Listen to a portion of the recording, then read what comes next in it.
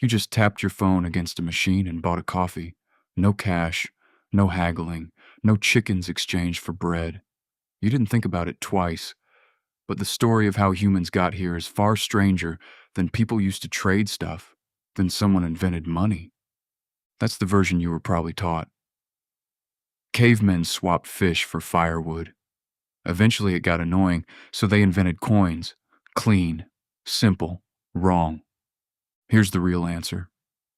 For most of human history, there was no barter economy at all. Anthropologists have looked for it extensively, and they can't find it. Sit with that for a second. The story you learned in school about the origins of money may not have actually happened the way you think. Let's go back, way back. Before markets, before coins, before writing itself, for hundreds of thousands of years, humans lived in small bands. 50 people, maybe 100. Everyone knew everyone. In a group that size, you don't need money. You need memory. If your neighbor gave you meat last winter, you remember. You owe them. Not a specific amount, not a specific thing. Just a general sense of obligation that hangs in the air between people who plan to see each other again tomorrow. This is what anthropologist David Graeber called a system of ongoing debt and mutual obligation, not trade. People weren't calculating exchange rates between fish and arrows. They were maintaining relationships. A gift wasn't a transaction. It was a thread that kept the group tied together. So where did the barter myth come from? It came from economists, not historians. In 1776, Adam Smith imagined a village where a hunter has meat and no bread, and a baker has bread and no meat. Smith proposed they'd trade directly, and money would arise later to solve the awkwardness of matching needs. It's a tidy thought experiment. It just doesn't match the archaeological record. Anthropologist Carolyn Humphrey studied dozens of documented barter economies across the world. Her conclusion was blunt. No example of a pure barter economy has ever been convincingly documented, still less the money that's supposed to have arisen from it. Barter did happen, but mostly between strangers, between groups with no relationship to maintain, not within communities. So if not barter, then what came first? Debt. Actual remembered, sometimes written down debt. Around 3000 BCE in Mesopotamia, temples and palaces kept detailed records, not coins. Clay tablets. A farmer owed the temple a certain number of measures of barley. A worker was owed silver for labor. These weren't physical objects changing hands. They were units of account. A way of measuring value and tracking obligation, long before anyone minted a coin. Archaeologist Denise Schmant-Besserat traced this even earlier, to small clay tokens used across the ancient Near East as far back as 8000 BCE. Shaped like cones, spheres, and discs, each token represented a specific quantity of grain or livestock.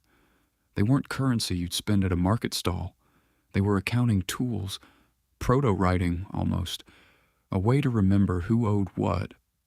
Value existed long before coins did.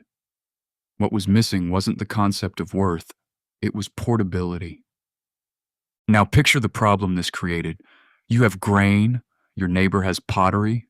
You want pottery? Your neighbor doesn't want grain right now. She wants rope. Economist William Stanley Jevons, writing in the 1800s, called this the double coincidence of wants. For a direct trade to work, both people need to want what the other person has at the same time. That's rare. Debt solved part of the problem within a community, but it didn't help much between communities, or once populations grew too large for everyone to know everyone else. That's where objects step in. Not government-issued coins, just things that were widely wanted, easy to carry, and hard to fake. Cowrie shells. Small, glossy, and nearly impossible to counterfeit by hand. They were used as currency across parts of Africa, Asia, and the Pacific for thousands of years. Salt, in ancient Rome, was valuable enough that soldiers were partly paid in it. Some historians even connect the word salary to this practice, though the etymology is debated. Cattle, whale teeth in Fiji, even large stone discs in the Yap Islands, some of them taller than a person, too heavy to move, where ownership simply transferred by common agreement while the stone stayed put. Notice what all of these have in common. None of them needed a central government to work. They needed something simpler: shared belief. Enough people agreeing that this shell, this stone, this shape of stamped metal meant something. That's the real turning point. Not the invention of a physical coin, the invention of shared trust in a symbol. Actual stamped coins came later, around the 7th century BCE, in the kingdom of Lydia, in what's now western Turkey.